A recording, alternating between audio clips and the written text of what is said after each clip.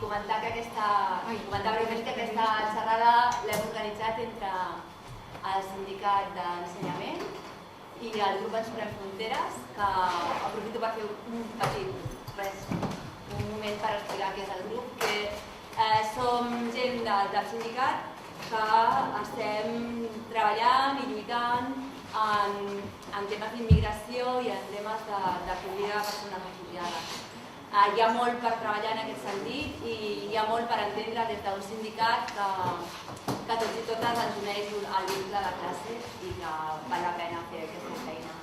Aleshores, aquesta és la primera feina, o sigui, el primer acte que fem conjuntament i esperem que us agradi. Hem pensat en el tema del Proderai, que és un tema que, com sabeu, és un tema dur i per la llei d'esteu a l'ensenyament tenim clar que serà un problema. Aleshores, per introduir la qüestió tenim a la Inés Massot, que és professora a la UB Educació, a la CIS, que és educador social al CRAE, a un CRAE de Barcelona, que es diu? Casa Milà. I la Marta Minguella, que és profe de secundària i batxillerat. I ja està, jo Marta. Molt bé, doncs començaré jo una mica per explicar, contextualitzar, jo no sé fins quan esteu familiaritzats amb aquest document, però perquè si no estem molt de coneixement, contextualitzar com ha sortit i una mica també analitzar el contingut, i donar la meva visió des de la vessant de professora d'un institut. Vull començar posant una reflexió sobre el context en què neix, el context ideològic en què neix aquest document.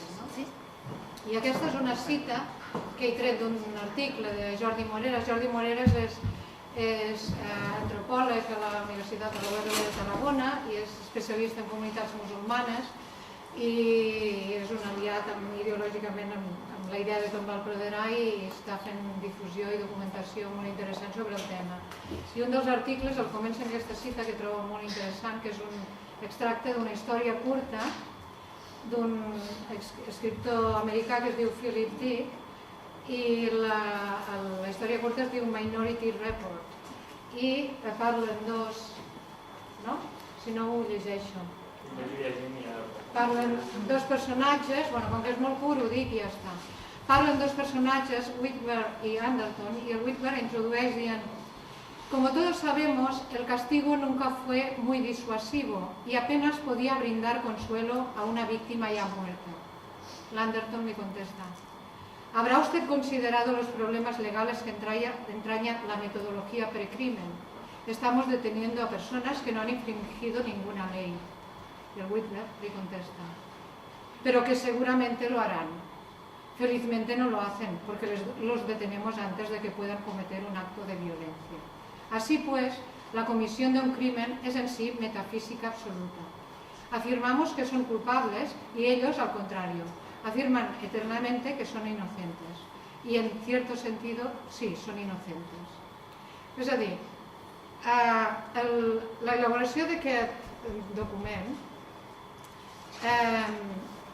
neix d'aquesta intenció ja ideològica neoliberal que respon també amb aquesta construcció global que s'ha fet del terrorisme, de que tothom pot ser un enemic, tothom és un enemic potencial, però és que en aquest cas els enemics estan focalitzats en la comunitat musulmana, però no són aquí.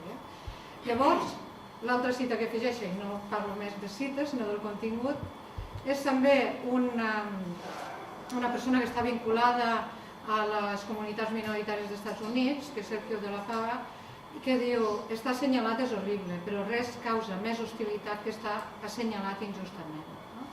I això és el que aconsegueix el Proderai. Llavors, al novembre, de fet, el Proderai neix aquí, a Catalunya, neix com a reacció d'aquesta necessitat que tenim d'aplicar mesures de seguretat davant una catàstrofe i quan la societat les absorbirà molt bé, perquè davant del caos, per exemple els atemptats que hi va haver el novembre del 2015 a França, davant del caos busquem mesures de seguretat que ens facin sentir tranquil·litat que hi ha algú que ens protegeix. Aleshores, justament el novembre del 2015 va ser el Jordi Jané, que era el conseller d'Interior en aquell moment, el que va dir exactament això. És imprescindible la col·laboració de la comunitat educativa per detectar a temps fenòmens de radicalització als centres escolars. I llavors s'hi van posar en marxa per elaborar aquest projecte. Què ha passat? Això paral·lelament estava passant a altres països europeus. Hi ha un altre programa homòleg que és el Prevent, al Regne Unit, que després posarem alguns exemples perquè és escandalós. I a més que el Prevent, el que ha passat amb el Prevent ens hauria d'alarmar perquè ja hi ha exemples clars de quan s'ha aplicat aquest protocol amb l'alumnat i de les conseqüències que hi ha hagut i de com se sent de perseguir l'alumnat i totalment injustament. Llavors, què passa aquí? Arribem, o sigui, el 2015 s'activa, el 2016 diuen que ja tenen el document llavors diuen que faran les formacions a certs equips directius, seleccionen una sèrie d'equips directius per fer aquesta formació i això era el curs passat, 2016, i el 2017, sí, 2016, que s'allarga fins al 2017, i llavors a l'agost hi ha els atemptats de Barcelona. Amb els atemptats de Barcelona, quina és la reacció immediata des d'ensenyament? Necessitem el protocol, ara el revisarem, no? O sigui, la gent una altra vegada busca aquest concepte de seguretat, fals concepte de seguretat, i els titulars eren aquests. Els titulars, des de la Conselleria d'Ensenyament, el que feia era ara revisarem i estendrem el protocol no sols als equips directius, sinó a la resta de professorat. Això ens va fer alarmar moltes persones, per això ens vam començar a reunir, vam dir això s'ha de tombar perquè una vegada vam conèixer el contingut. Llavors, aquest és el context i llavors ens posem amb el contingut, que és el que ens dona els motius pels quals aquest document s'ha de tombar. Aquest document s'ha d'unir tota la comunitat educativa i s'ha de tombar, perquè és un document tòxic i molt nociu. Llavors, per què s'ha de tombar? Primer, el nom. Prevenció, detecció i intervenció de processos de radicalització islàmica als centres educatius. Ara han tret la paraula islàmica, però n'hi ha un munt de referències dintre del document. Per tant, focalitza en un col·lectiu. Ja per formar part d'aquest col·lectiu o aparentar-ho, ja és susceptible de ser culpable d'ara. Això d'entrada, pel nom. Per què també s'ha de tombar aquest document? Doncs perquè els logos, qui el fa? El Departament d'Interior. El Departament d'Interior i el Departament d'Ensenyament. És a dir, un document on només intervé el Departament d'Interior i el Departament d'Ensenyament i no intervé la resta de la comunitat educativa, és un document que està mal fet. O sigui, una cosa que té tanta transcendència, que implica que després el professorat ens el fem nostre i l'apliquem, etc., no es pot elaborar des d'uns paràmetres securitaris i ideològics des del Departament d'Interior. Però és que l'altre tema és l'opacitat. O sigui, no podem confiar en aquest document, perquè aquest document s'ha posat a fer formació, i de fet m'ha alegrat molt, és quan he sentit l'Asís, perquè abans he parlat amb ell, costa molt trobar gent que hagi fet la formació. Però és que la gent que trobes no vol parlar. No vol parlar perquè els equips directius, clar que no volen que diguem el nom, però algun que hem pogut parlar, que ens han dit. Vam anar a la formació, ens demanaven el DNI per entrar i ens demanaven que d'allí no s'expliqués res a fora del que es deia allà dins.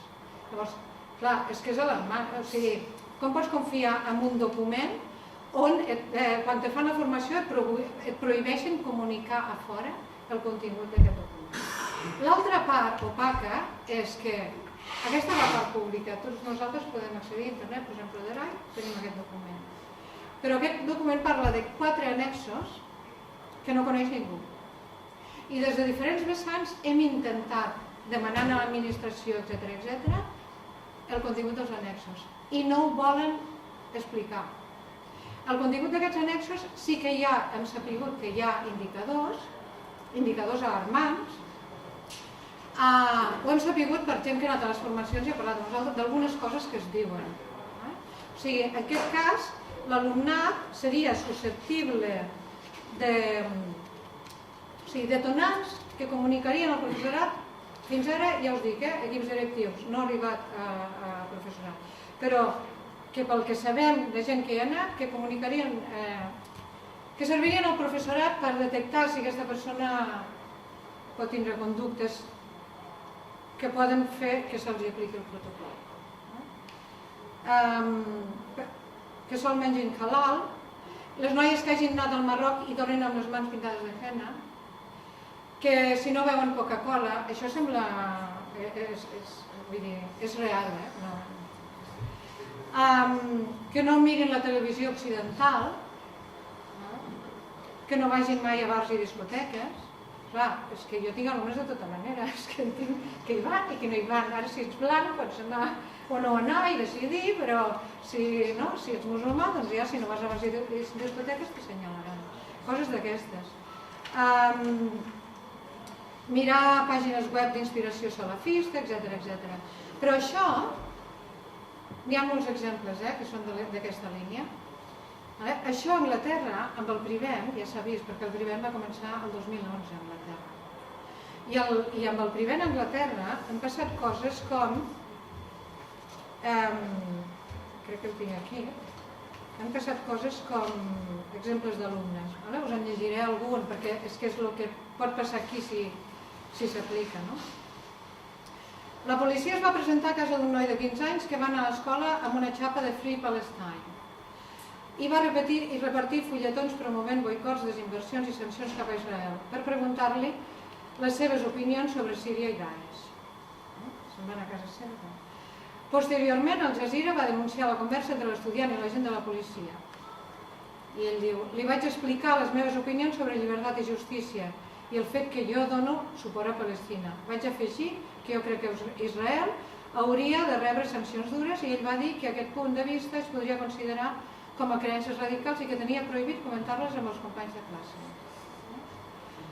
Un altre cas, a un noi de 14 anys se li va aplicar el protocol del Privem sense el consentiment dels seus pares, pel sol fet de no haver-se involucrat a la classe de música. Un alumne va citar la història del califat en uns deures sobre política exterior britànica i se'l va derivar als serveis socials per signes de radicalització.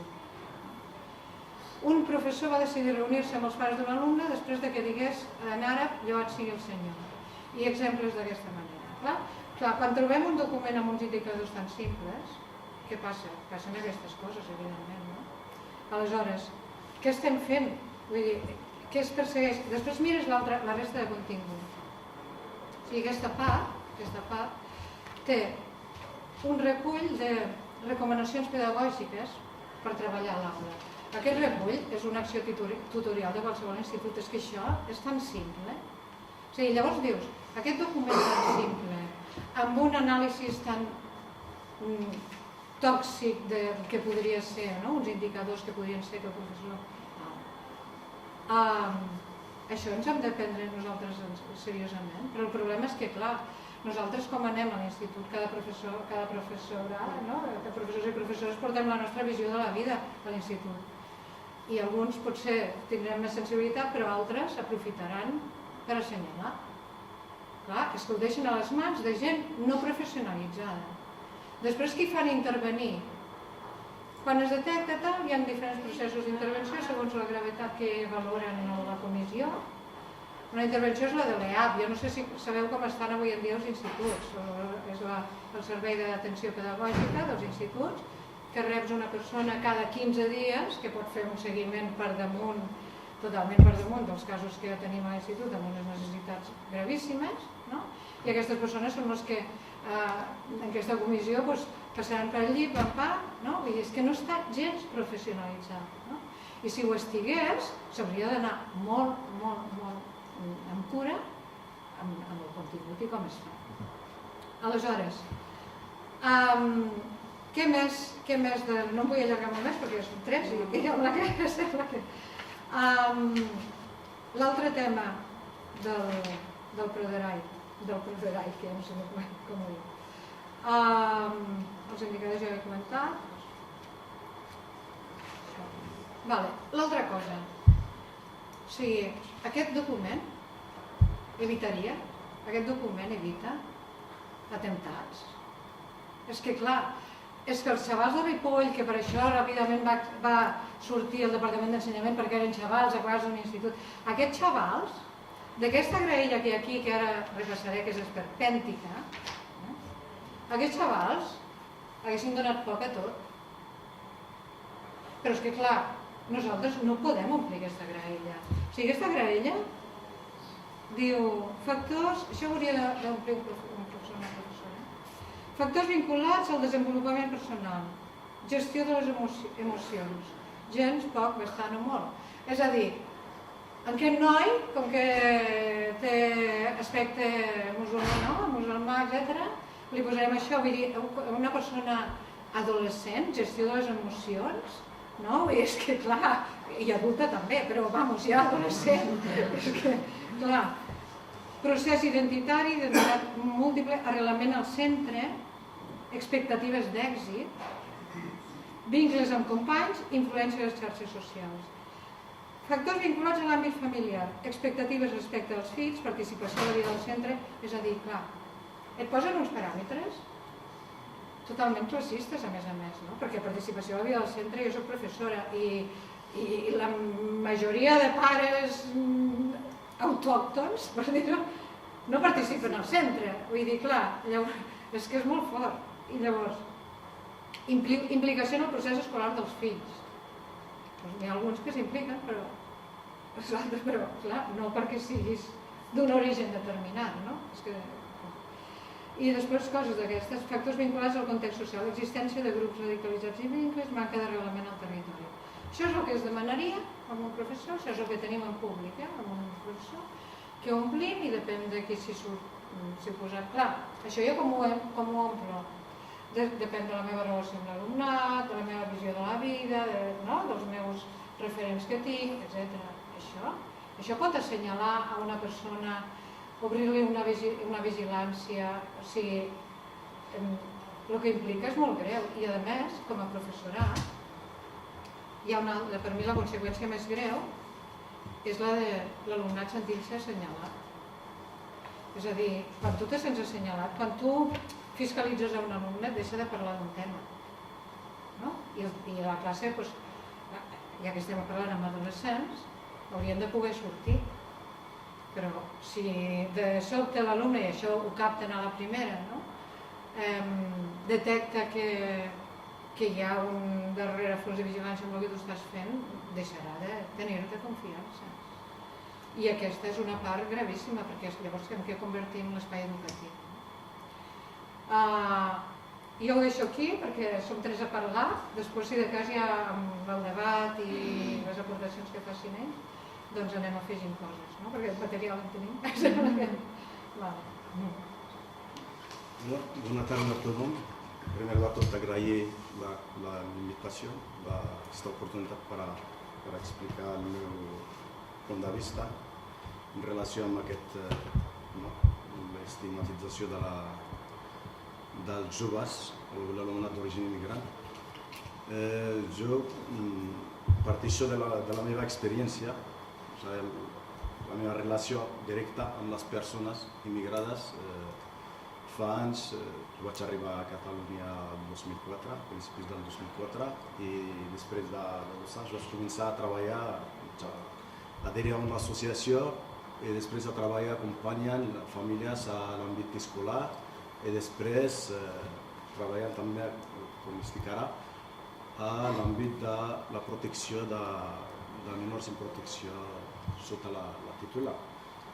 Doncs això, estic amb 2 entitats, Coordinació Sense Fronteres i la Casa Masera de Catalunya, que són entitats formades per les persones immigrades, és a dir, els protagonistes, la gent que porta aquestes entitats som nosaltres, les persones immigrades, evidentment amb el recolzament d'altra gent que simpatitza, que ajuda, i també de la meva feina mateixa, que és educador social a Uncrai.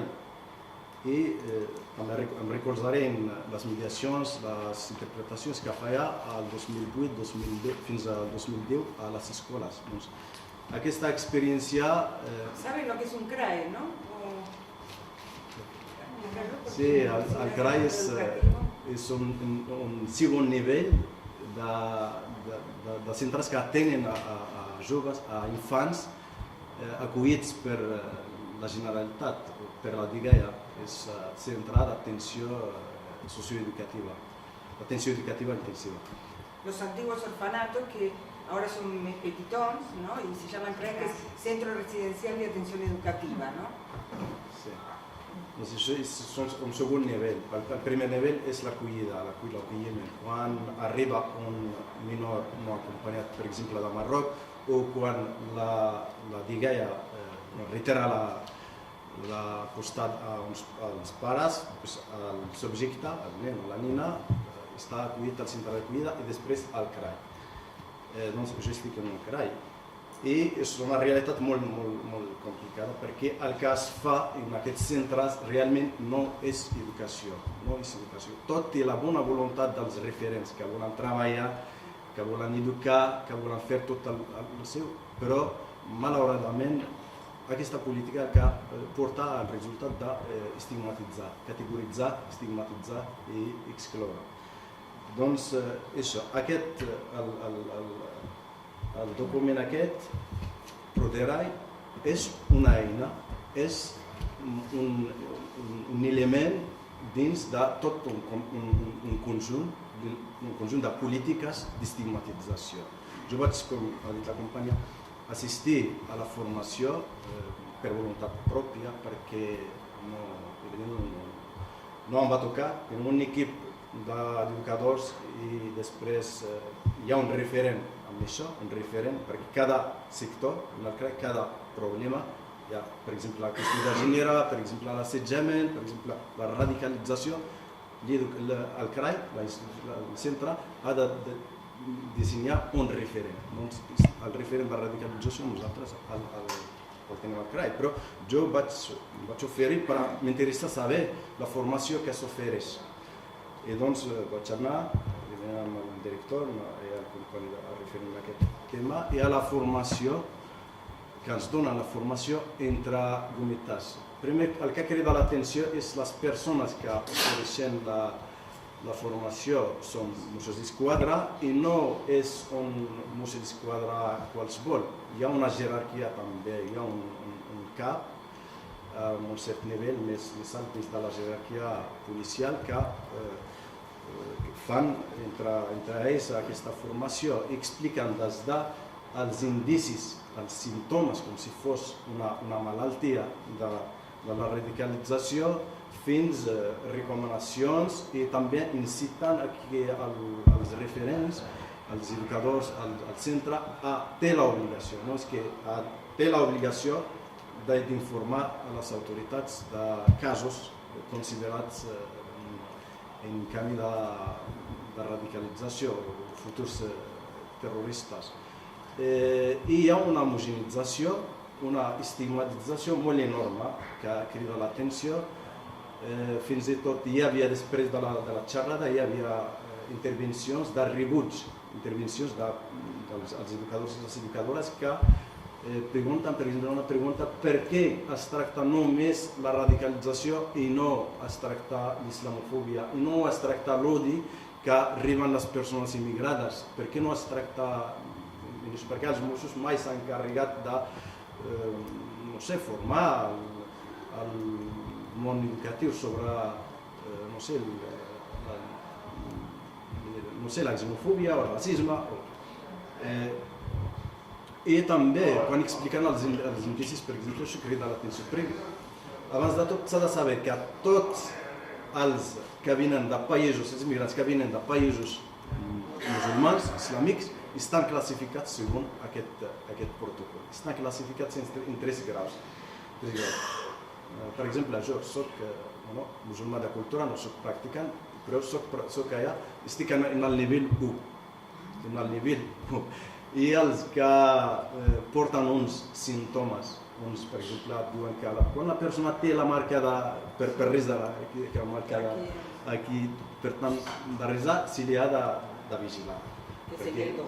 Sí, el 2. Sí, o la nina, una família que té una filla, una nina que porta el vell, a vegades en quan li posen el vell, doncs això també és un símptoma. o quan una persona retira tots els diners que té del compte bancari, doncs també se li ha de seguir per saber, potser s'està preparant per viatjar als països on estan els grups organitzats del terrorisme. Hi ha una barbaritat, una homogenització, una acusació gratuïta a tot el col·lectiu. I al nivell 3, evidentment, les persones que entren a certes pàgines web que estan prohibides, no es pot entrar de grups islamistes, doncs pel fet d'entrar a aquesta pàgina, doncs la persona ja li venen per saber per què. I a l'hora de la formació ens van dir que cuidado, que no podeu entrar en aquestes pàgines web. I l'altra cosa també, el protocol no... perquè encara que posem la prevenció, el que se refereixen amb la prevenció de prevenir els actes. Prevenir no és que la prevenció en el seu sentit ampli, s'ha de prevenir les causes. I això és el problema, perquè si les persones tenen un cert comportament, això està demostrat que es deu a unes circumstàncies socials, una situació d'exclusió, i això no el tenen en compte. I també respecte a les mesures, quan es detecta que una persona, segons ells, que una persona està en radicalització, el remei per a ells és informar a la policia, és derivar al CISMED, per exemple, quan les coses no han de ser així, perquè s'ha de llegir un fenomen des de totes les seves dimensions i treballar sobretot en les causes. Dit això, només me'n recordo d'aquests pocs aspectes perquè vaig fer aquesta formació fa temps i de fet ara crec que han anat canviant el nom, canviant l'estètica una mica, però en el fons és el mateix per les reiterades queixes de les persones que han rebut la formació. Crec que han començat a posar una línia paral·lela, prevenir també la discriminació, prevenir l'odi, però clar, això és una homogenització, és una criminalització i és posar més estigma a unes persones que són molt diverses. Però també estem vivint una societat que categoritza molt, no només a nivell de la policia o a nivell del carrer, però també en el món acadèmic, el que fa és a vegades estigmatitzar. Per exemple, quan es parla de les generacions d'immigració, es parla de la segona generació. En aquest tema de la radicalització es parla molt de la segona generació, es parla sobretot es posa el focus sobre els joves, quan el tema de la radicalització o el terrorisme mateix és complexa i sempre hi ha ideologies darrere, hi ha altres persones, altres forces ideològiques darrere d'aquests actors materials i aquí sempre es posa el focus sobre el jove. En articles, en treballs acadèmics es parla que el perfil és jove, amb edat mitjana, no sé, als 30 anys i realment és un fenomen molt complex i el que s'ha d'atacar són les causes. Parlant de les causes, l'immigració, evidentment jo que treballo amb les persones directament, hi ha moltes necessitats i les polítiques no ajuden. Quan treballava a la mediació intercultural, a l'àmbit escolar, l'acompanyament per a la interpretació, a un principi hi ha unes polítiques, unes condicions materials una mica acceptables, s'acompanya a les famílies, se'ls explicava, això gràcies també a les polítiques d'ensenyament, a les persones, al personal d'ensenyament que va entendre el contacte amb les mares i els pares, va entendre què necessiten aquestes famílies. Doncs hi havia moltes necessitats, perquè la majoria dels immigrants, estic parlant de la immigració econòmica, els falta eines per acompanyar els joves. I jo quan treballava explicàvem fins i tot com es pot preparar unes condicions per als nens a casa per poder revisar, repassar, i això no el tenen. La mediació intercultural, la comunicació entre les escoles i les famílies, i va arribar la crisi i va atacar això. I això no... Ara poca gent parla de la mediació, parla de que les famílies necessiten acompanyant, perquè no es tracta... El problema no és només l'analfabetisme, és mancança d'eines per entendre el funcionament escolar, de l'escola, moltes coses. I doncs l'administració no posa per seva mediadors interculturals que poden atendre aquesta necessitat. I ara parlo una mica de l'àmbit on treballo actualment, és a dir, les famílies, els joves acollits en les institucions de la DIGEA. El gran problema d'aquests nanos, i no només alguns d'ells estan caient en la radicalització, però també hi ha altres problemes que són molt greus, per exemple el consum de drogues, per exemple no acabar l'itinerari formatiu, són els problemes reals. Les institucions aquestes, els centres d'acolliment, tots els CRAs no ajuden. Hi ha moltes mancances, no hi ha un personal suficient a nivell de quantitat, hi ha massificació, actualment s'estan arribant molts nens, infants, i doncs no hi ha centres que poden absorbir tota aquesta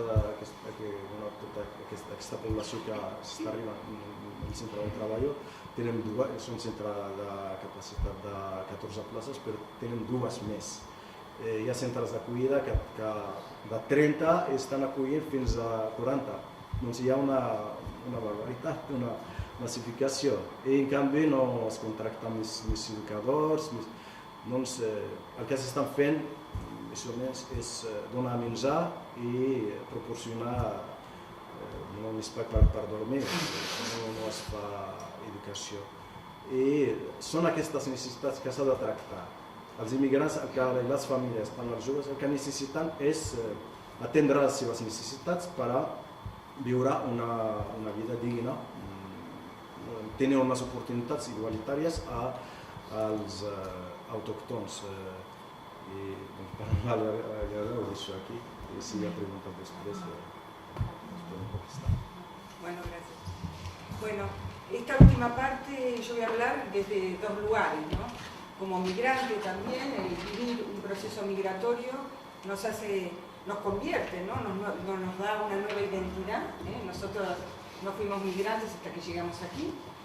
Y bueno, yo llegué en los años 90, siempre me he dedicado al mundo educativo y bueno, me costó, pero bueno, logré también seguir este camino. Y evidentemente toda mi tarea dentro del ámbito educativo está muy centrado en el tema de comprender y acompañar los procesos migratorios. Teniendo en cuenta un poco lo que comentaban los compañeros, tanto la Marta como el Asís, a mí me gustaría también hablar de qué necesidades. Ellos están diciendo, bueno, se arma este protocolo, de alguna manera se impone, pero ¿qué pasa en la sociedad de acogida para que este protocolo pueda entrar y lo podamos aceptar? Entonces, yo creo que todo parte de que, evidentemente, desde los años 90, Cataluña, España, comienza a recibir inmigración, ¿no? Y esto va cambiando la sociedad. Y la sociedad, ante este cambio, también necesita cambiar, ¿no? Y aprender a gestionar una sociedad que ya no es heterogénea, sino que es absolutamente homogénea, ¿no? Perdón, que no es homogénea, sino es absolutamente heterogénea. Y dar respuesta a esta diversidad no solo tiene que ver con cambiar las organizaciones, sino un cambio también personal, tanto personal como institucional. Y de alguna manera a mí me gustaría también centrarme en que, cómo se ve la migración. si aceptamos esto dentro de la ley es porque, por ejemplo, a nivel universitario, en tú que estás haciendo educación social, no hay ni en educación primaria, en educación secundaria, ni en la formación de los pedagogos, los educadores sociales, asignaturas obligatorias que hablen de multiculturalidad o de interculturalidad. O sea que estamos desde los años 90 respondiendo a una población cada vez más diversa, sin una formación específica, como profesores, como maestros, para dar respuesta a esta diversidad. O sea que cada uno lo hace como quiere. Y no solo no hay respuesta desde el mundo educativo, sino también desde lo social. Evidentemente, yo creo que estos últimos años, seguimos. Yo creo que estos últimos años lo que hemos visto es la construcción, ¿no?, de un imaginario social en torno a las migraciones que es cada vez más negativo. Y si vamos un poquitito más adelante, yo creo que actualmente cuando hablamos de migraciones ha cambiado mucho el perfil de las migraciones. Evidentemente, si nosotros hablamos de las migraciones hace 30 años atrás era mucho más difícil porque la gente joven hoy viaja fácilmente a cualquier país, nosotros también, cada vez viajar es mucho más fácil, o sea que los procesos migratorios es algo que casi todo el mundo vive, casi la mitad de la población mundial ha vivido procesos migratorios, seguramente todas las que estamos aquí hemos vivido o viajado a países muy remotos, inimaginables por nuestros abuelos que algún día llegaríamos. O sea, crece una noción mundial de este nuevo fenómeno migratorio. Evidentemente, también la globalización provoca una aceleración en los procesos donde las diferencias cada vez son más grandes entre ricos y pobres. O sea que también hay una brecha que cada vez se pone más profunda, cada vez es más profunda entre aquellos que tienen y los que no tienen, donde los que tienen son cada vez menos y los que no tenemos cada vez somos más. Y también cuando nosotros hablamos, y yo les quiero ahora, cierren los ojos y piensen en personas migrantes. Es muy difícil que uno se imagine a un alemán o a un inglés que viene y vive aquí en Cataluña, ¿no? Y un inglés seguramente, o un alemán te diría, yo no soy migrante, porque no sé si les ha pasado, pero yo me encontré una vez en la calle con un alemán que me decía, ay no, pero esto no es para mí. Le digo, ah no, ¿dónde naciste? En Alemania, por eso yo no soy migrante, tú sí, yo no. Ah, le digo, ¿por qué? Porque soy alemán, soy europeo. Entonces ser europeo parece que le daba otra condición social. Entonces a veces cuando hablamos de las diferencias culturales no estamos hablando tanto de lo cultural, sino de clase social, ¿no? Yo digo, a veces no es una cuestión de rechazo a la inmigración, sino es una cuestión de clase. Lo que no me gusta es la pobreza. Entonces, cuando hablamos de migraciones, hay que entender que también son migrantes los trabajadores de alto standing que viven en Sarriá, Yerbasi, que van a colegios europeos, que no los vemos, que no aprenden ni catalán ni castellano porque solamente hablan en inglés, y que las migrantes filipinas los cuidan. Los sábados y domingos en los parques no están las papás y la mamá. Estamos las personas migrantes que nos dedicamos al cuidado de personas chiquititas, grandes, etcétera, etcétera. Inmigrantes o migrantes que vienen de la pobreza extrema también, reagrupaciones familiares, que ese es el gran tema también, cuánto tardan las madres que emigran solas en recuperar y reagrupar a sus hijos, un mínimo de 5 años, porque tiene que estar aquí, conseguir papeles, después conseguir dinero, trabajo. Cuando esa niña o ese niño logra volver a encontrarse con su mamá, ¿cuánto tiempo pasa? Entonces pónganse también en el lugar de las madres, que de alguna manera en el 2000 que hicimos, no sé si se acuerdan del encierro de inmigrantes, en las iglesias, las mujeres decidimos, el encierro de inmigrantes fue en la iglesia del Pi, básicamente, pero las mujeres, ante la población masculina importante que había, dijimos, no, nosotros nos vamos a otra, un poquitito feminizada, ¿no?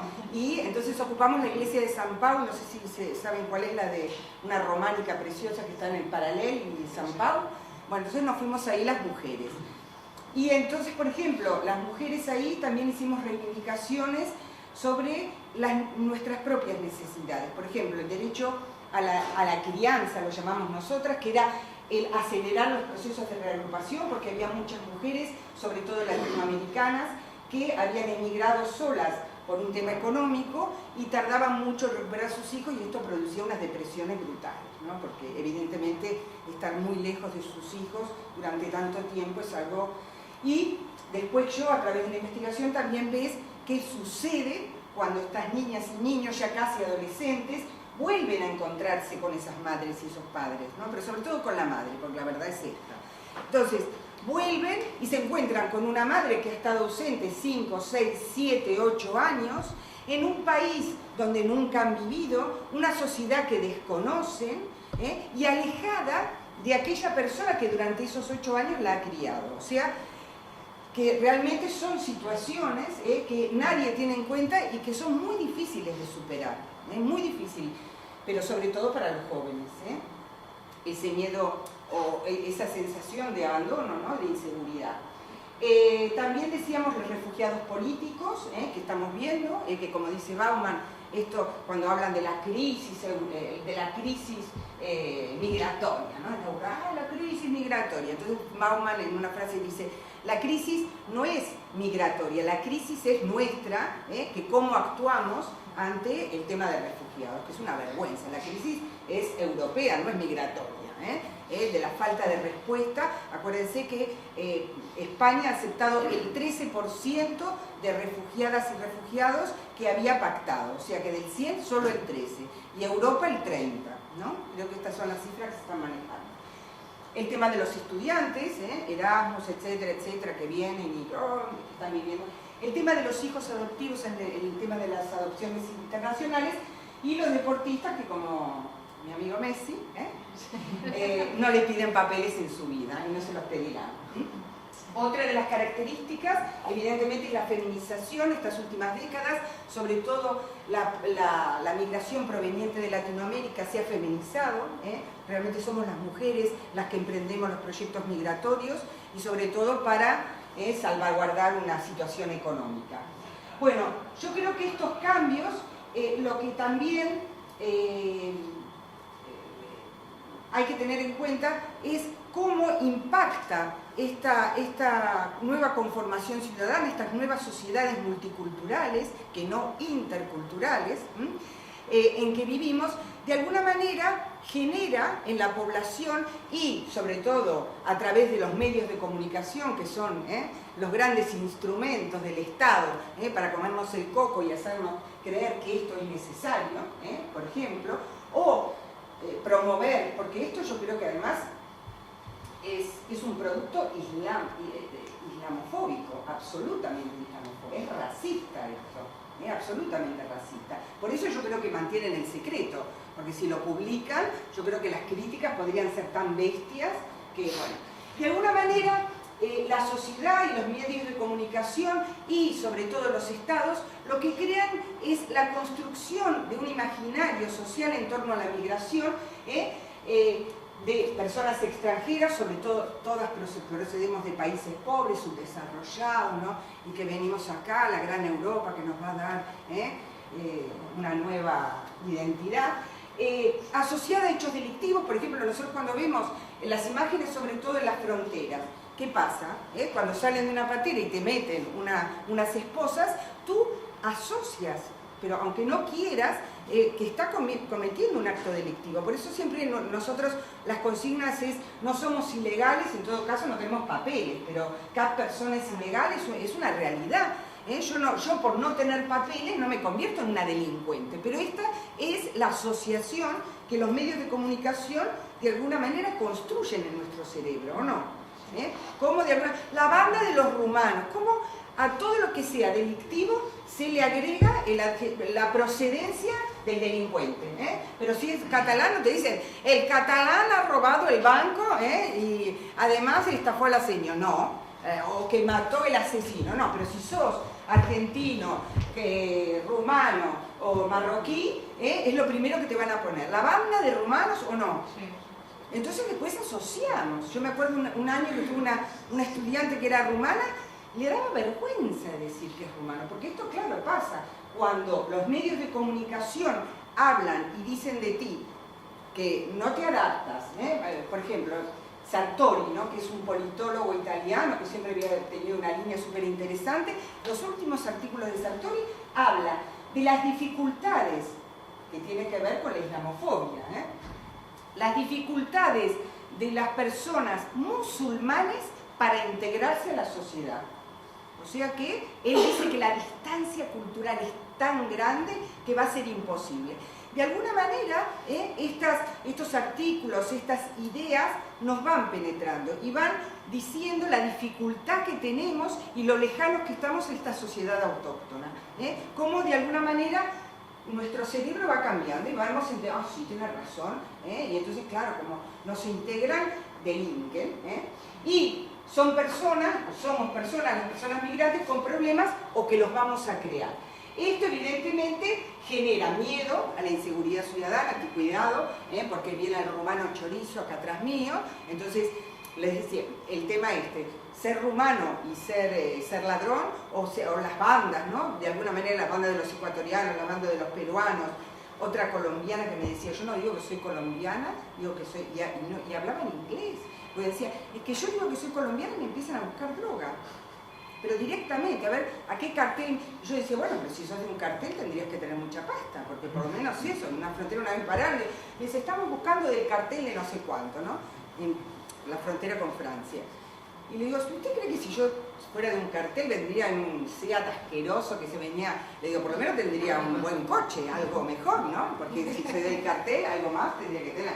Bueno, miedo a la inseguridad, miedo a la pérdida de identidad como comunidad, de alguna manera vienen, amenazan, ¿no? Esta idea de, nos van a cambiar, ¿no? Nuestra sociedad no va a ser la misma, y miedo sobre todo también a perder el trabajo, a partir de la crisis. ¿Quién es culpable de la situación económica? La migración, que nos vienen a ocupar los puestos de trabajo. Entonces, de alguna forma, si podemos avanzar, esto sobre todo en los medios de comunicación, que es lo que decía el compañero Lassis, alimenta la estigmatización, ¿no? En determinados colectivos. Hablan de fenómenos, ¿cómo se refieren a las migraciones? Fenómeno inquietante y preocupante. Después todo el tema de naturalización, ¿no? Como asociar la migración a palabras que tengan que ver con fenómenos naturales poco controlables. La oleada, ¿no? Y acá se nos llena de agua, ¿no? Y entonces desaparecemos porque vienen los migrantes, ¿no? Y la riada, la avalancha, los flujos, toda esta resonancia climatológica, pero que de alguna manera nos hace entender que esa migración es incontrolable. Ocupan puestos de trabajo y una amenaza sobre todo cultural, ¿no? El tema de las mezquitas, que esto fue sobre todo aquí en Cataluña, ¿no? La Anglada, se recuerdan de la Anglada, ¿no? Con su plataforma por Cataluña, ¿no? Que hacía, hizo un vídeo brutal, ¿no? Que, de una falta de respeto total, ¿no? Entonces, de alguna manera, yo lo que quería profundizar, pero creo que lo voy a pasar por alto, es cómo son y qué conllevan los procesos migratorios. Los procesos migratorios son experiencias traumáticas porque uno de alguna manera sale de su lugar de origen, del lugar donde maneja todos sus elementos culturales, su forma de vivir, su forma de ver el mundo, pierde una relación familiar, pierde sus roles vitales, dejas de ser tía, hija, de alguna manera llegás a un lugar donde has perdido tu pasado y donde además tenés que volver a reinterpretar toda una forma de vivir, de entender la realidad. Y eso produce bastante ansiedad, bastante presión, que evidentemente afecta sobre todo a la identidad. Hay momentos de desorientación, de sentir que uno puede llegar a perderse a sí mismo, por intentar integrarse en un nuevo sitio donde sentís que soy de aquí, soy de allá. Y entonces, a partir de esta experiencia de los procesos migratorios, uno de los temas que yo quería tocar, pero súper rapidito, es el que tú has tocado, así, que es el tema de la segunda generación. Yo uno de los temas que he investigado mucho y un libro justamente se llama La mal llamada segunda generación, que es un término para mí que es francamente mal empleado y con connotaciones claramente discriminatorias y racistas. ¿Qué es la migración? ¿Se hereda la migración? O sea que si yo tengo una hija aquí, no es catalana, es migrante para toda la vida. Y esto pasa en una asignatura que tengo en la facultad, que es Interculturalidad e Inmigración. El año pasado me tocó una chica catalana, pero hija de senegaleses, negra, ella y su hermano. Se puso a llorar porque dice, Inés, a mí nadie me dice que soy catalana, no hay un reconocimiento. Yo entiendo que te puedan preguntar, etcétera, pero es que ni siquiera pueden aceptar que sos. Y estamos hablando de niñas y niños que han nacido aquí y que algunos no conocen el lugar de procedencia de sus padres, que nunca han viajado al país que nacieron sus padres, no ellos, sus padres. O sea, que están heredando la condición de personas migrantes. Esto es fantástico, ahora sí. Yo me acuerdo cuando fui a anotar a mi hija al cole, ella es hija mixta, su papá es de aquí y su mamá de Argentina, me dijo la directora, en un colegio aquí en Sanse, porque no entró al público que yo había pedido, entonces fui a mirar los colegios que había. Fui a mirar el que estaba enfrente de la Hamza, no sé si un colegio público primario. Entonces me dijo, ah señora, dice, usted tranquila porque a su hija no la vamos a llamar Sudaca. Le digo, qué bien. Le dije, bueno, no, yo solamente quería ver cómo trataban la multiculturalidad. Bueno, gracias. Me fue, claro, evidentemente en ese colegio no la apunté. Pero bueno, esto, imagínense, yo que más o menos soy blanquita y puedo hablar la lengua, pero si hubiera sido... Es una barbaridad. Entonces el término, una de las cosas que yo abogo bastante es que basta de usar el término de segunda generación. Son niñas y niños que han nacido aquí, son tan catalanes como cualquier otra que haya ido a la misma escuela, que haya vivido en el mismo centro y que se atienda en el mismo CAP que tú. O sea, que de alguna forma erradicar estas categorizaciones que de alguna manera lo que fomentan es la discriminación, porque esa niña o ese niño, ¿cómo vamos a hablar de inclusión si no le damos ni siquiera la oportunidad de llamarla, nombrarla o tratarla como los demás? Entonces mi pregunta sería, ¿cuántas generaciones tendrían que criarse o nacer en una tierra para ser consideradas autóctonas? ¿Y qué diferencia real existe entre estos jóvenes y los autóctonos? Ninguna. O sea que para mí una de las cosas importantes a nivel educativo también es erradicar estas diferencias. Y hablar solamente, ¿no? Yo me dedico mucho al tema de investigación y hemos también cambiado la perspectiva, hablar de cuáles son las causas del éxito académico, no hablar siempre de la migración desde el fracaso, ¿no? Desde lo negativo, sino también poder convertir y traspasar esto a una visión como más positiva. Una de las cosas que quería, bueno, entender la situación ventajosa de los jóvenes que viven entre dos o más culturas, son niñas y niños que pueden manejarse con muchas más habilidades, la adaptabilidad, las vivencias biculturales, lo que les favorece, las competencias. Yo creo que tienen muchos elementos a favor que desde los centros educativos y desde que la sociedad no está valorando. Son niños que manejan muchas habilidades que desde la escuela no se vive como una habilidad, sino como un hándicap. Por eso las aulas de acogida, vagadas que se centran, ¿no? Todo en el tema de la adquisición de la lengua, como también decías tú y como decía Cis, y no en los procesos de integración. ¿Cómo podemos ayudar a que se puedan sentir parte de nuestra sociedad y no esa mirada de exclusión, ¿no? Las aulas de acogida tendrían que tener una visión mucho más integradora, no separar, sino integrar. Y hay programas, el programa Cicerón, por ejemplo, en el que una compañera o un compañero acompaña a los chicos. Hay iniciativas también positivas, pero parece que las que más triunfan son estas, las negativas. Yo me quedaría ahí porque si no, hablo mucho y me voy a estar aquí corto. Ya está. Este es el modelo, que bueno, es un modelo interesante de cómo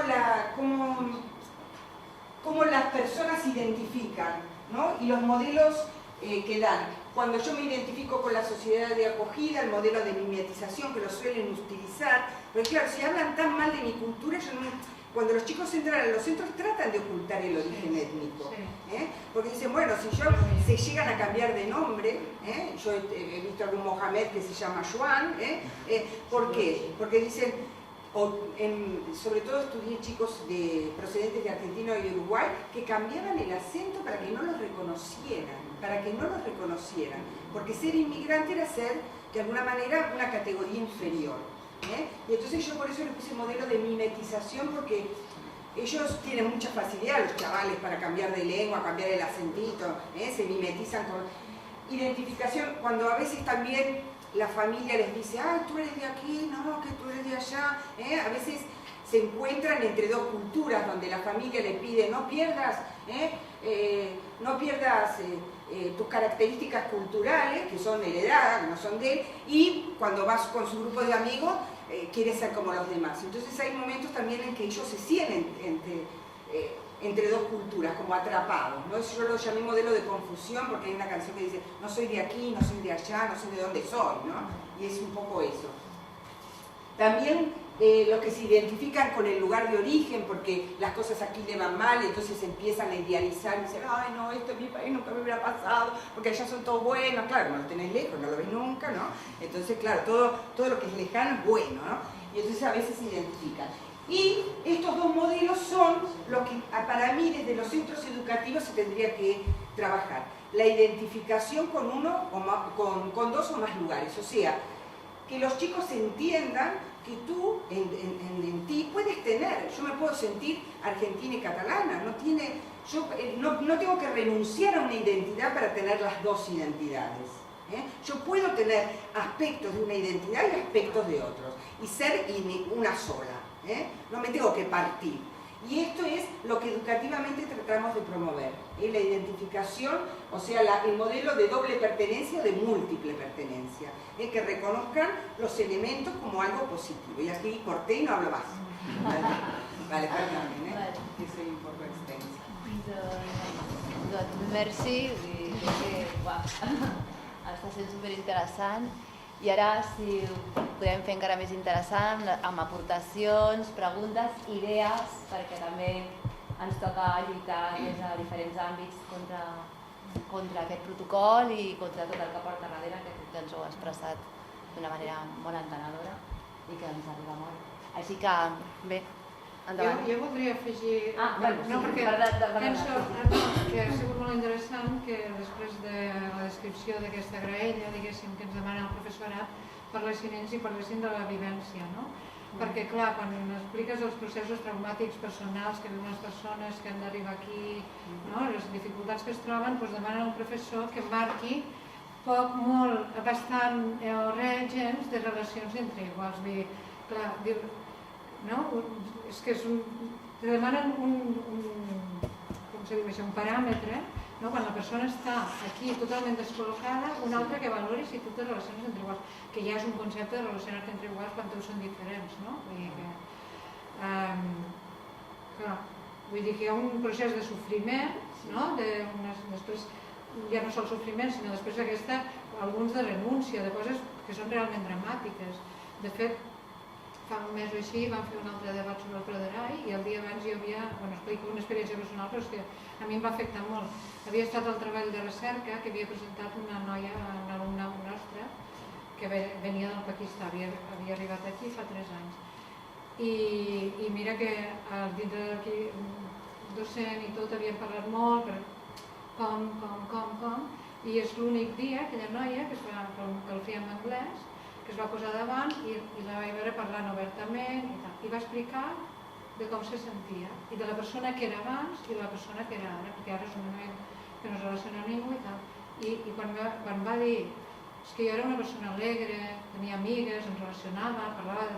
Clar, i allí la veus al centre que no s'ha pogut fer-ho perquè per més que hagis volgut no has trobat la manera, no?, de que... I en aquell moment és el primer espai que ella va parlar, perquè és l'espai que es va sentir que podia parlar amb la seva llengua i dius, ostres, ho estem fent molt malament, molt malament. I llavors jo vaig pensar, i a sobre li han d'aplicar això? És que és molt fort, vull dir, és que no valorem les conseqüències que això té a nivell personal. Y que si lo aplicáramos a cualquier adolescente, todos saldrían con puntuaciones bajísimas. Yo si tuviera que pasar el examen ahora para las migrantes, nos reímos de una que no lo aprobó y después entonces lo llevamos y no lo aprobábamos de las que estábamos ahí ni la mitad, porque son preguntas pero que no la sabe nadie, i esto és lo mismo. I després que te fan un protocol quan ells són els responsables, el Departament d'Ensenyament crea una estructura totalment segregada de centres escolars i llavors demana que es relacionen entre iguals. Miri, clar, això és ja obscè, no? Y un protocolo policial para una acción educativa. Sí. Esto es la criminalización de la educación o la, ¿cómo se podría decir? La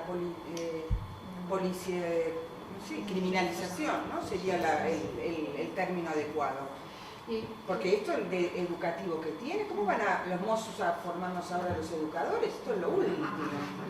I després hi ha una altra cosa que és evident que es estigmatitza i està focalitzat en la comunitat musulmana, però és que hi ha un control ideològic darrere. Quan explicava aquell exemple d'Anglaterra del Free Palestine, o sigui, el que van també és a criminalitzar qualsevol dissidència. El llenguatge, no?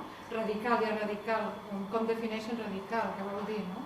Aleshores, qualsevol persona que pugui apuntar. I després una altra cosa gravíssima és la vigilància mútua. Penseu que a Anglaterra han sortit empreses de software que, o sigui, que l'alumne, el teu company alumne pot apretar un botó vermell quan detecta que l'altre està fent alguna cosa que considera sospitós. Això és... Sí? Sí, però vull dir que, clar, que el teu company de classe no estem en cap nivell encara, no? Però, clar, és que ho hem d'aturar. Sí. Perquè també he sentit que alguns llocs hi ha temes de líders de les comunitats que fan una mica com teoria d'integració, però en realitat són també vigilància. Jo no sé si aquí s'ha activat aquest paper d'annex amb la comunitat, que assumeix una persona que és com una espècie Sí, això a Holanda, que no sé si vas estar clar, jo sabia sí, perquè home, no sé si també, si has vist també en la comunitat marroquina aquest tipus de persones que facin com que quasi controladors de les comunitats. No sé si això s'ha arribat a aquest nivell. Jo no ho sé, aquest noi va venir a fer una xerrada i explicava el cas d'Holanda, que el que hem fet és això, buscar referents dintre de la comunitat musulmana, referents que tenen una imatge pública, vull dir que poden ser columnistes, opinadors, etc. Són referents, i aquests mateixos absorbeixen aquest discurs. Llavors això entra, i clar, fan des de dins, la qual cosa és molt perversa. Jo aquí no et puc dir, jo això ara ho veig que està... O sigui, no s'ha... Tu parles a qualsevol persona, li preguntes què és el Pruderai i no ho sap. Jo crec que dintre de l'entorn escolar això no ha sortit. I clar, suposo que és una cosa que aniran elaborant si aconsegueixen, buscaran les maneres, perquè si veuen altres països com ho han fet, doncs aquí faran el mateix. Però jo no puc dir que ara estiguin en aquest nivell de desenvolupament. Sí, hi ha moltes coses que no es viuen, és a dir, ells treballen no només a nivell amb les persones que es dubten que poden ser futurs terroristes, però també treballen és a dir, a un nivell més ampli. Per exemple, hi ha sospita de que una persona pot ser, està en via de radicalització, investigant el seu entorn, familiars, i també hi ha col·laboracions amb els altres països en la matèria del terrorisme. Per exemple, amb el Consolat de Marroc hi ha sempre funcionaris de Marroc, hi ha sempre contacte, hi ha treball i coordinació a nivell de serveis secrets. I aquí hi ha risc d'arreglament de comptes, perquè aquí hi ha moltes persones. Jo personalment, per exemple, tinc una posició envers el sistema de Marroc i durant un temps, quan els Mossos d'Esquadra investigaven, després es va demostrar a través d'un informe que que va donar el mateix conseller d'Interior, el Felip Puig, després de la denúncia meva, que van rebre des del Consolat de Marroc ordres per a vigilar. Perquè, pel tema del terrorisme, però ho apliquen a una esfera molt més àmplia. Sí. ¿Y el caso de Ixán? ¿Cuántos casos? El cas d'Ixán. Ixán fue una bestialidad.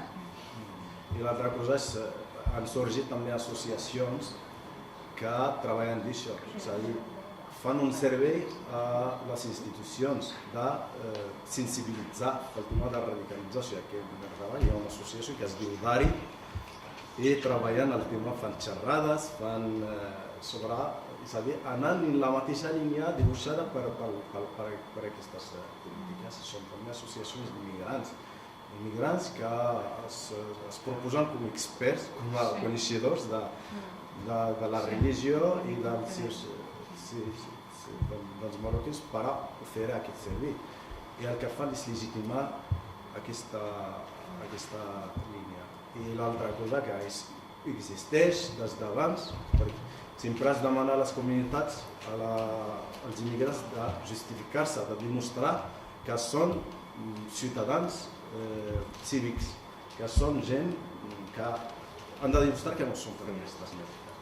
I es viuen les mesquites, moltes vegades en festes religioses, per exemple la festa de final de Ramadan a la mesquita de Cornellà, conviden els Mossos d'Esquadra i l'alcalde. Sempre això és per mostrar que la mesquita és un lloc que no és un lloc que oculta el tema del terrorisme.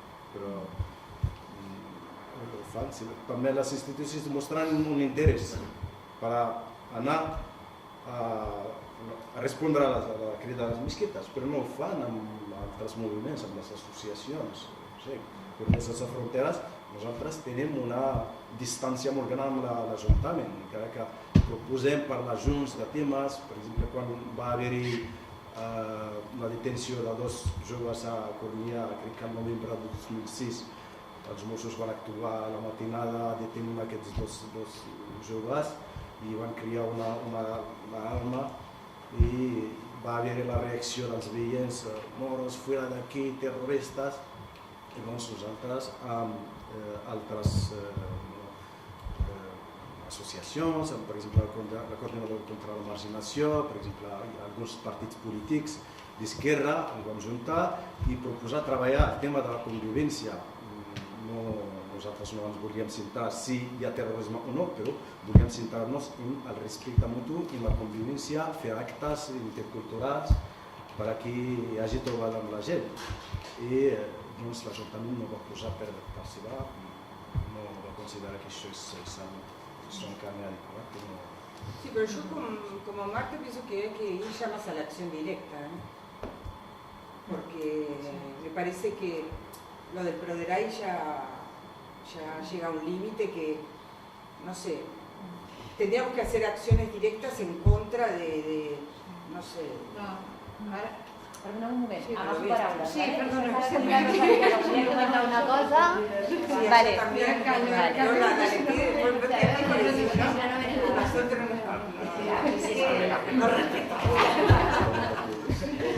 És que, a veure, hi ha un problema perquè d'entrada partim d'un problema en què els professionals de l'ensenyament, o com ens vulguem dir, no ens formen, no estem formats per això, no? Potser la gent de primària, o que estan en escoles de primària, se'ls ensenya una mica de pedagogia, de tal, ara l'assignatura, com deia, estudi interculturalisme, respecte, acollida, tot el que volem dir, no existeix, però molt menys amb el professorat que va a secundària que ha de treballar amb adolescents en tot aquest tema de m'integro, no m'integro, les nenes al moment, a l'edat amb el qual se'ls posen el vel. Llavors aquest és un problema, però per altra banda no se'ns educa, no se'ns forma per educar amb tota aquesta diversitat, amb aquest interculturalisme que hi ha, però sí que ens demana que fem de policies. Llavors és aquesta contradicció amb el qual jo treballava en un institut que van posar un institut únic per 3 pobles i van posar un CRAE. Ucrània, o sigui, el que ell explicava, en 15 nens, 15 nanos que van venir directament venidos de la patera, i ningú ens va venir a formar de que teníem que aquells nanos entraven de nou, bueno, tu sabes de què va, no? Que con 14-15 anys, que moltes vegades no sabien llegir, marroquins tots, nois, clar, són crais xicos o de xiques, no? Ningú ens va formar, ningú va venir a formar-nos a dir com teníem que tractar amb aquests nanos, que eren el toque diferent. 15 en un centre són molts de cop, i a més en unes situacions socials, familiars, etc., i viviendo del CRAE al lado, pegado. Llavors, clar, falta tota aquesta formació, és que no existeix, jo no sé, penso que fa molts anys que s'està reivindicant que la formació del professorat sigui una mica amb aquest d'allò. Fa molts anys que tenim ja, jo me'n recordo quan al principi de tot van arribar els amics, les primeres onades, per dir-ho com tu deies, de les onades de migracions, que hi havia molts xinesos, sobretot magrebins, només teníem els gitanos aquí, i se'ns va començar a formar un programa que es deia Educació Compensatòria, que la paraula ja era de tela marinera, d'educació compensatòria. Jo vaig treballar en aquest programa. Porque la migración era un déficit. Sí, se empezó trabajando con gitanos, vinieron los chinos, los magrebins, després ja es va paralitzar, això ja no va deixar d'existir, perquè, com que tenim el decret d'inclusivitat, pim-pom fuera, todos en el mismo paquete, tractant-los sense mirar ni cultures, ni com has de treballar amb tots aquests adolescents diferents. Bueno, allí perquè és per molt. Bàsicament, jo soc de Sant Pere de Ribes, abans d'ahir ja vam aixecar el Sarau, van venir els primos, i per encarregar, a part de tenir dues persones. Ningú al poble sap el què. L'únic que saps és que eren gent, musulmans, però que a més bevien, però es veu que la seva història, segons explica una persona coneguda meva, que també és musulmana, però que a més tenia l'afició d'entrar en pàgines i anar-se-les passant. I això ja és delicte de, que deies tu, vull dir que no es poden entrar a les pàgines. Però, tornant a això, nosaltres som un sindicat, com a sindicat d'aquí haurien de començar a sortir algunes línies de treball. O sigui, el fet de condemnar el Proderai és important, però no és suficient. Això està clar. Reprenent el que deia Rosalia, als anys 90 es parlava d'interculturalitat i es començava a fer una feina d'interculturalitat. I a més, vull dir, en aquell moment es feia també amb mexicans, vull dir, perquè cal pensar que hi ha gent marginada, cultures marginades, i que no són migrants. No són migrants. I un dels principals problemes que tenim és la jerarquització cultural. I això s'ha de reforçar. S'ha de reforçar per què? Perquè si no ho reforcen, perdrem l'interès per estudiar anglès, segurament. Aleshores, doncs, el que vinc a dir és que d'una manera o una altra és important reprendre i recuperar la línia de la interculturalitat. L'any passat amb la Rosalia vam fer un document que vam presentar al MUCE, on va sortir el Proderai, on bàsicament hi havia dues idees. Primera, no és que s'hagi de professionalitzar, no és que ho hagin de portar gent professionalitzada, no, és que l'escola no és l'espai. L'escola ha de ser un punt de trobada on la gent intercanvia, un punt de comunicació, i la gent dins de l'escola s'ha de sentir bé, segura i valorada. I valorada, perquè el que passa és que a tu et valoren, o sigui, tu tal com entres a l'escola, tal com parles, ja estàs aquí, o ja ni m'interesses, perquè funciona així. Aleshores, cal aprofundir la interculturalitat, però a més cal reivindicar formacions específiques sobre com es funciona, sobre les llengües. O sigui, sap molt de greu tenir un alumne i no saber-li dir ni gràcies amb el seu llengua. O sigui, com a mínim dir-li bon dia, això s'hauria de saber fer, un docent ho hauria de saber fer. Aleshores, jo penso que la línia està en reivindicar la interculturalitat i hem d'apartar per aquí. hem de parar per aquí. Vale? I que ja hi anem treballant. Per cert, vaig tenir la sort de ser formador de mediació i de convivència, i quan vaig veure el Proderai, el disseny, el que t'ensenyen, perquè és veritat que tota l'altra part no te l'ensenyen, era com un recull de totes les tècniques que ja s'havien fet pel tema de la convivència i pel tema de la mediació. O sigui, una vergonya. O sigui, ho han fotut pum, una sobre l'altra, i això, el que t'ensenyen, és bàsicament l'excusa i el anar de guais per després tenir una eina per quan els interessa jerarquitzar més a la gent. Perquè la funció no és fotre la gent a la presó, és jerarquitzar la gent. I aleshores per això és importantíssim reivindicar la interculturalitat dins dels plans de formació. O sigui, estem reivindicant formació, però a més que la interculturalitat sigui un dels punts importants a l'hora de... Sí, pero fomenta el miedo también, de los adultos y en los niños. Si yo tengo que vigilar es porque hay que tener miedo si vigilo, ¿no? Entonces también yo creo que hay que matarlo a esto porque si no... Y la respuesta, o sea, tanto del profesorado, o sea, cuando nos incorporamos al centro el 1 de septiembre, era muy reciente el tema de los atentados.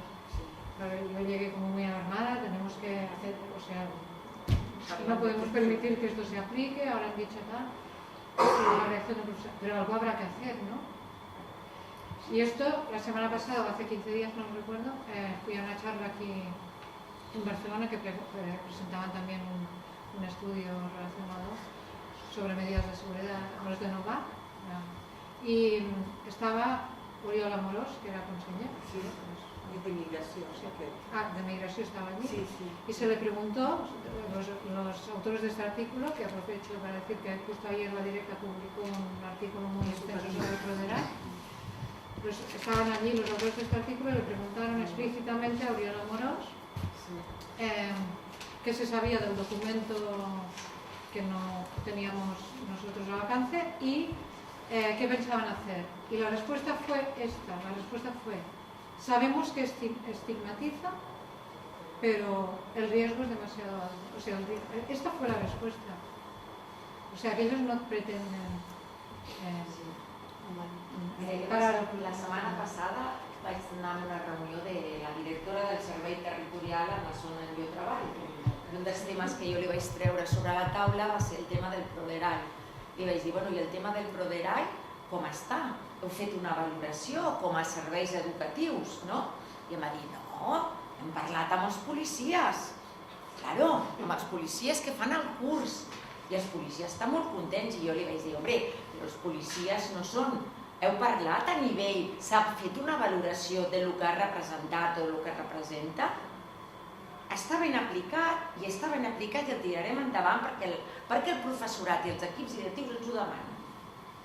Seguim una mica amb l'ordre de les paraules. Ara estic jo, després el Rubén, després tu, després la Gemma.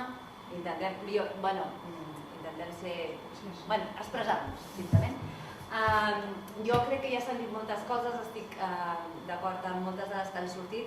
Vull assenyalar que una altra de les paraules a desterrar, amb el que s'han dit aquí, és la paraula integració. Crec que ja per molta gent és una paraula a desterrar, però realment, sí, integrar-se a què? A el que nosaltres diem. O sigui, com que no tenim mitjans, o sigui, com que no volem posar mitjans, com que no volem posar idees, com que no tenim imaginació ni res, doncs diem, heu de ser iguals que nosaltres. Bueno, què passa? Va haver-hi algú que va donar un estàndard a algun moment a la història i tothom es va assemblar a aquell estàndard? No, hem anat evolucionant sempre i esperem seguir evolucionant.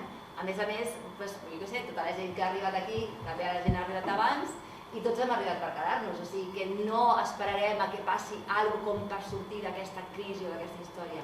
És alguna que està aquí perquè configura la societat en si mateixa. Jo només volia assenyalar, a banda d'això, el tema de què fem, perquè és important sortir d'aquí amb idees almenys sobre què fer.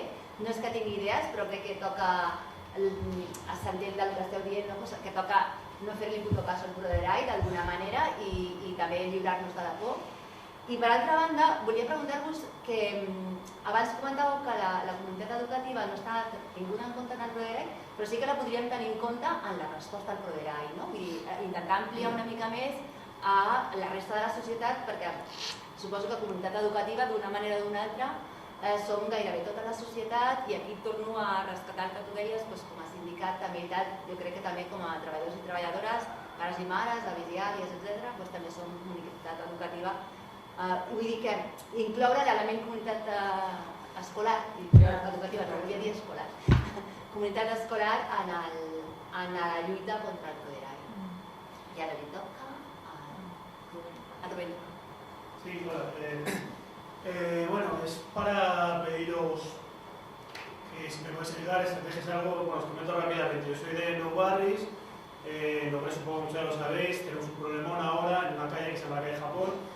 Quieren abrir una mezquita, de hecho ya la habían alquilado todo, y un grupo de vecinos se han organizado con un policía nacional jubilado, que es el que un poco ha congregado a esta gente, y a partir de ahí han empezado a entrar elementos que no son ni del barrio, pero son de grupos de extrema derecha, de gente muy chunga, fascistas, ¿no? Que ahora todo el mundo, todos son fascistas, y no todos son fascistas, son fascistas de verdad, gente muy chunga. Y además con todo lo que ha ido pasando, en relación con la República, las relaciones internacionales, pues han sacado la bandera española, están haciendo proselitismo por el barrio muy descarado, y lo peor es que están haciendo el caldo gordo, están consiguiendo que se sume gente, ¿no? Con un ideario de un racismo brutal. Son de organizaciones, pues, Falange, Democracia Nacional, etc. Esta gente que venía del partido de la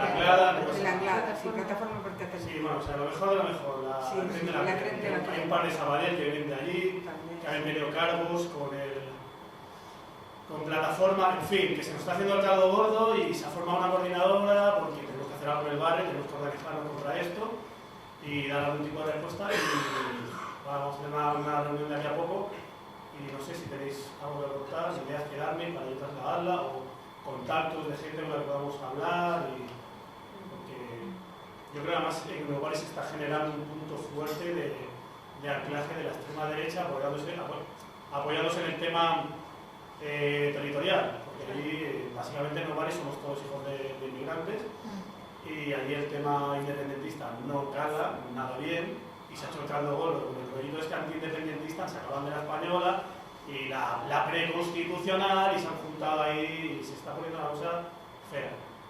Entonces, no sé qué me voy a decir. Yo soy de Unitat contra el Racismo y el Fascismo, del Hospitalet.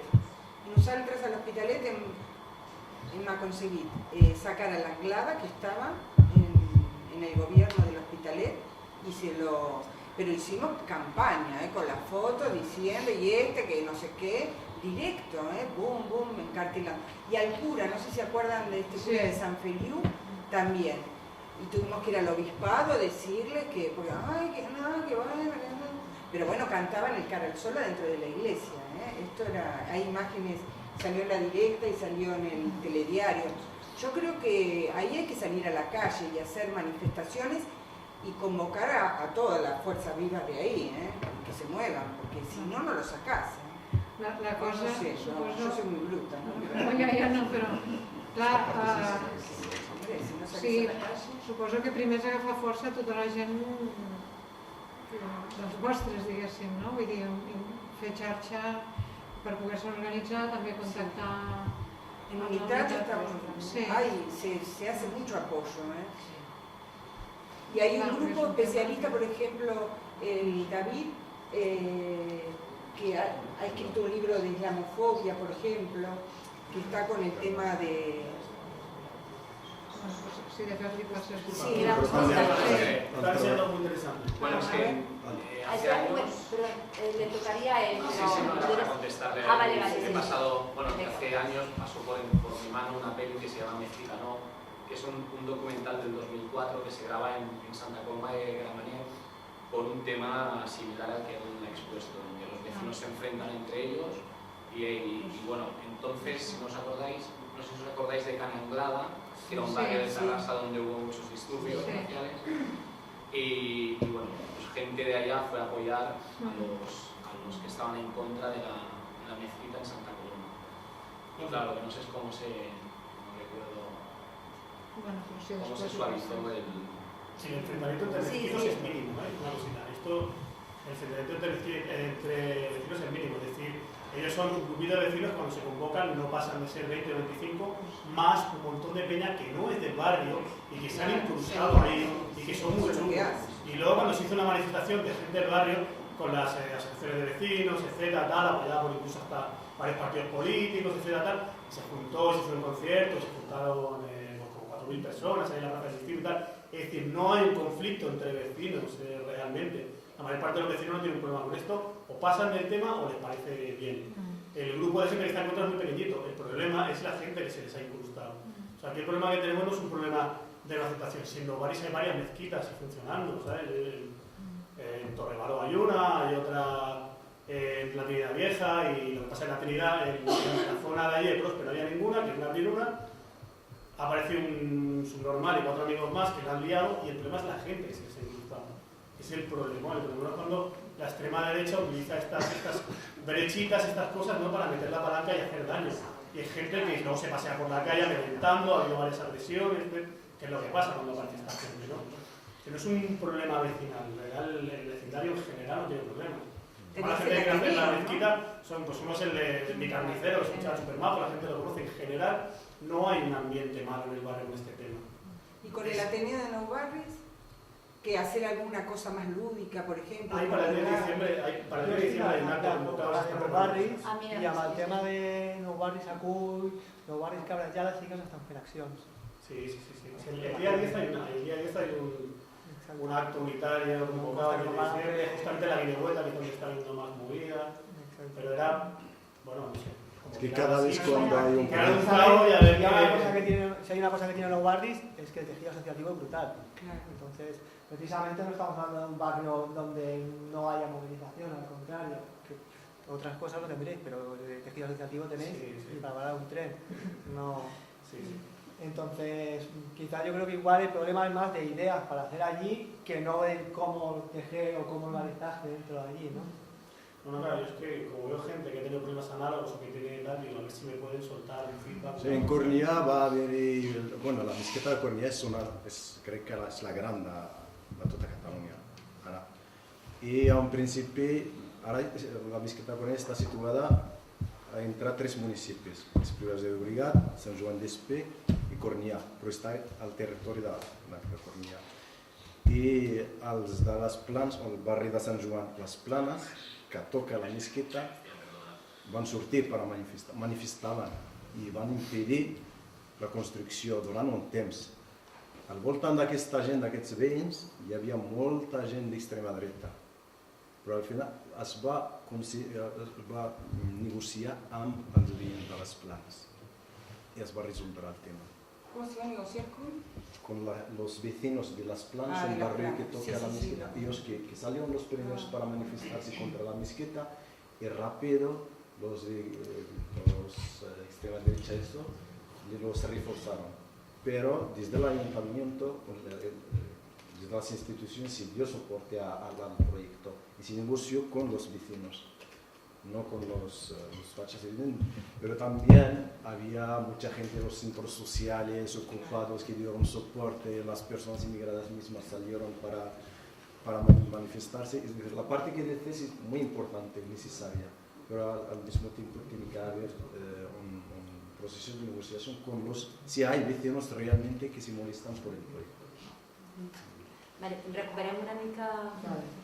Sí que, comentar que nosaltres, com a Assemblea Groga, havíem plantejat a principis de setembre fer una jornada en contra del pla de Nou Barris, però després va arribar tot el procés i vam veure que si muntàvem les zones d'aquestes, no hi havia tal.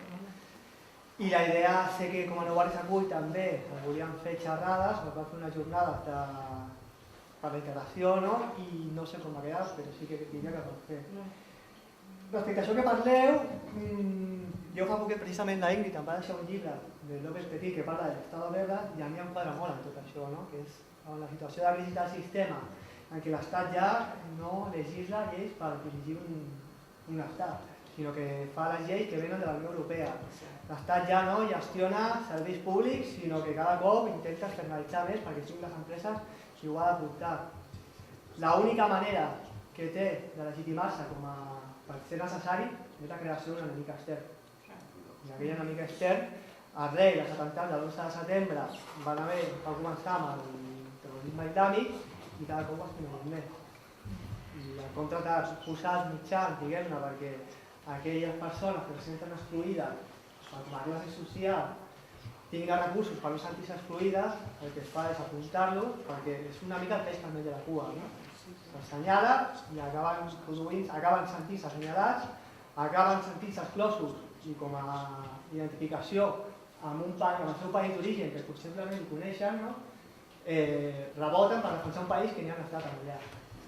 I s'acaba produint uns atemptats i acaba legitimant aquella retallada de drets que és el que al final busca l'Estat, que és retallar els drets de la població del propi país.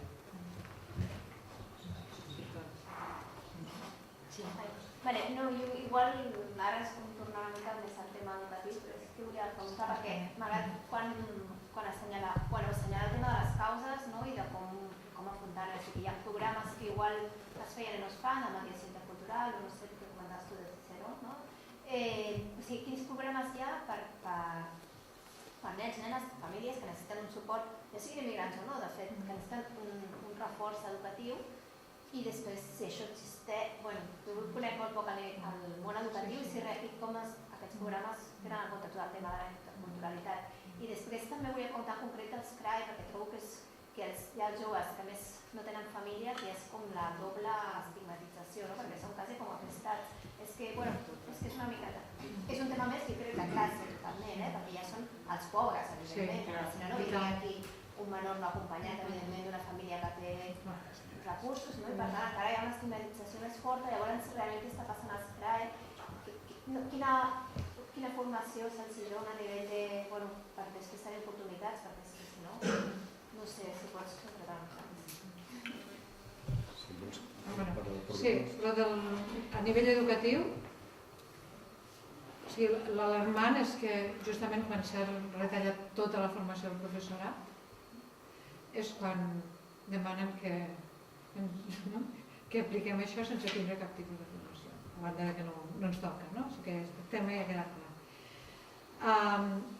Després, com se treballa el Departament d'Ensenyament? El Departament d'Ensenyament, cada vegada que engega un projecte, és que no té cap interès en que funcioni. O sigui, el que fa el professorat és fer una demanda d'atenció al curs, justificar omplint una sèrie de graelles, però sense fer un anàlisi real.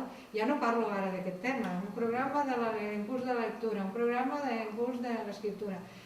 Tot se fa d'una manera tan superficial que és gravíssim. Llavors, quan ens posem en aquest tema que és d'estigmatització de persones que pot afectar d'una manera vital, el que fa ensenyament és això, un PowerPoint de 3 hores. Un PowerPoint de 3 hores.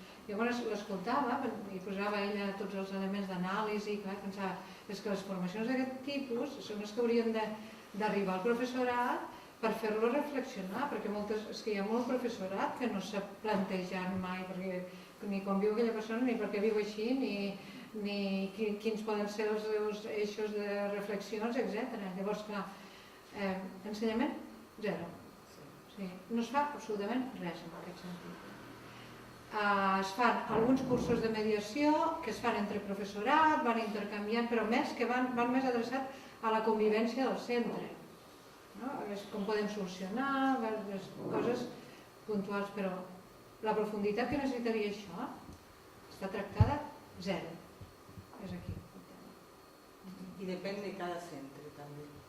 Que funcionen bien o mal, depende de la comunidad que haya en ese centro, de las líneas, porque hay centros que funcionan súper bien, cambia la dirección y a nosotros estábamos en un proyecto, no sé si con el Fonseré, en la Hospitalet, a la Florida, precioso, bueno, azul. Y bueno, cambió de director y dijo, no, solo queremos programas para la evaluación de competencias que tengan que ver con matemáticas, lengua, en una población con una necesidad bueno, están en la pobreza absoluta y él, las competencias matemáticas, porque dijo, esto es igualdad, que todos tengan las mismas oportunidades matemáticas. Sí, respecte als programes, jo abans treballava a la mediació intercultural, ara també, però a l'àmbit penitenciari. Tot s'alimenta de projectes puntuals. I, de fet, la fundació que m'ha contractat ara per treballar a la presó, contracte mitja jornada, encara no sabem si el projecte continuarà al 2018 o no. I ells porten molt de temps sense cobrar. Que ens paguen a nosaltres perquè tenen altres projectes, però ells porten molt de temps sense cobrar. Doncs són una necessitat que queda en precarietat. Passava el mateix també amb la mediació intercultural i la interpretació a les escoles i a l'àmbit sanitari. Sempre trobes una mediadora intercultural que treballa a un hospital, a un ambulatori o a diversos, però contractada per una entitat del tercer sector. És a dir, les institucions no prenen això com una necessitat bàsica, quan no és realment. Perquè es fa circular aquesta idea que els immigrants durant un temps acaben integrant-se, acaben aprenent i ja no necessitaran l'acompanyament lingüístic, interpretació i això. Però la realitat és una altra. Hi ha gent que porta 20 anys, però encara té dificultats per saber com funcionen les institucions, per saber ajudar els fills. I doncs això és el problema. Des de 2007 fins 10, per la crisi van reduir. Abans hi havia cada família que té un fill o una filla a una escola té dret a una sèrie il·limitada d'acompanyaments, d'interpretació, fins i tot quan hi hagi conflicte o no, per explicar les notes als alumnes, quan, no sé, les portes obertes del col·le. I després, el 2012, va reduir aquest dret a 3 sessions cada curs, al llarg del curs, i després van eliminar-lo. Ara crec que no hi ha res, jo no treballa, però a vegades des de l'associació alguna família ens demana acompanyament, ho fem des del voluntariat. Però la realitat és que no es pren aquest servei com alguna cosa bàsica. I els CRAIs i els centres d'acolliment, la gent que arriba, treballo jo, la majoria són del nord d'africans, estigmatitzats sobre les sigles MENA, migrants no acompanyats, i no tenen un projecte educatiu adaptat a la seva realitat, perquè hi ha que arriben, ja toquen els 18 anys o els 19 anys amb uns papers que mostren que és menor d'edat,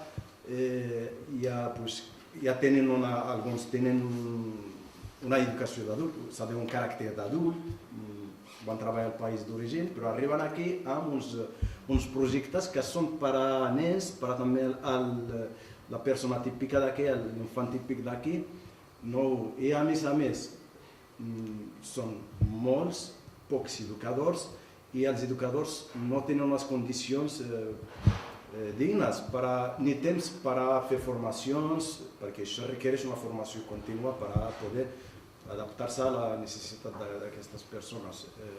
El que es fa, hi ha un que es diu PEI, per competències, el projecte individual educatiu per competència. La Generalitat amb el Consorci organitzant una formació fa 2 anys, la formació per als educadors de centres, no és obligatòria. El que explicaven és posar, el que volien dir, és posar en pràctica la teoria. És a dir, el projecte que treballes, que estableixes amb el subjecte, la persona, s'ha de posar en pràctica. Com, per exemple, a l'hora de comprar, el nen o el jove ha d'anar a comprar. Si ha d'acompanyar, ha de fer aquestes coses, però hi ha unes necessitats que no es viuen aquí. Els dona com a formació, per exemple, típica és el PF o el PQP. Uns joves que tenen necessitats lingüístiques, que no saben escriure, que no saben llegir, que tenen mancances en entendre els conceptes, quan s'ha de començar per la llengua i l'escriptura. I tampoc hi ha entitats adaptades, que poden especialitzades en l'alfabetització d'aquest perfil de nois. Hi ha poques aquí al centre, la Etat que fa, EICA, Migra Studium, unes 4 així. Però les necessitats reals no estan recollides. Marta, tu? En relació al que dèiem de com afrontar-ho, la notícia positiva és que quan hi van haver els atemptats, a principis de setembre, ens vam reunir diferents entitats, o sigui, unitats contra el racisme, CGT, USTEC, la FAPAC, Mares Blanques amb Fills Negres, Musulmans contra l'Islamofòbia. O sigui, hi ha una representació molt àmplia de persones vinculades a diferents àmbits de la comunitat educativa i també hi ha molta representació de la comunitat musulmana. I el que va ser una reunió molt interessant que va durar, de fet, 3 hores, perquè era el primer contacte i era també com ho afrontàvem. En aquell moment, clar, estàvem post-atemptats amb una veneració dels Mossos d'Esquadra, que el que es valorava allí és que dir ara que no volíem el Proderai aniríem contra nostra, perquè respondrem com pot ser que els Mossos que ens estan protegint. Clar, és que això anava junt. Això va paral·lel també amb una cosa que vaig comentar, abans he parlat del Jordi Moreras i vaig estar parlant amb ell, que ell havia parlat amb una persona de la comunitat musulmana de Reus i deia, ostres, sort del procés que ens has desfocalitzat, perquè clar, quan al setembre, principis de setembre, des dels atemptats fins a principis de setembre, tot era, i jo m'hi trobava al meu voltant, tot el dia Mossos, esperant els joves musulmans, que ells intuïen, i identificant-los, etc. El procés ha ajudat, però el que està clar, ha ajudat a que el tema surti del focus i tal, però també el que vam dir és que és un tema que s'havia tancat en fals i que es tornaria a activar. Llavors, ara, què ens va passar? El mateix, el procés. Ens vam reunir a principis de setembre i a la FAPAC també, vull dir que la FAPAC també té una línia molt ideològicament amb la nostra, de la necessitat de... Allí hi havia aquest debat de tirar-ho enrere o modificar-ho. Nosaltres alguns érem de tirar-ho enrere, que aquest document va desaparèixer, i altres deien això, que ho teníem tot en contra per fer-lo desaparèixer i potser havíem de buscar altres alternatives. Llavors, com que hi ha hagut tot això, ens hem activat una altra vegada aquesta setmana. Aquesta setmana, diguéssim, hem posat un document en comú, de moment per treure un document conjunt, i ja en breu tindrem la propera reunió, que no té data, però jo ho veig, és la part que veig optimista, perquè veig que hi ha molta gent involucrada i fins i tot hi havia algunes persones d'alguna organització que tenien ja informes que havien... Per exemple, hi ha una organització que havia pagat un informe sobre les conseqüències del prevent d'aquest programa anglès i va dir, bueno, si hem de treure alguna cosa que val la pena ho aturem la presentació i tot. Vull dir que hi ha moltes ganes, i tampoc ganes de protagonisme, sinó de ganes d'aturar. Llavors és per tenir una mica d'optimisme. Llavors aquí si qualsevol persona que s'hi vulgui vincular, doncs esteu convidats i convidades, perquè com més gent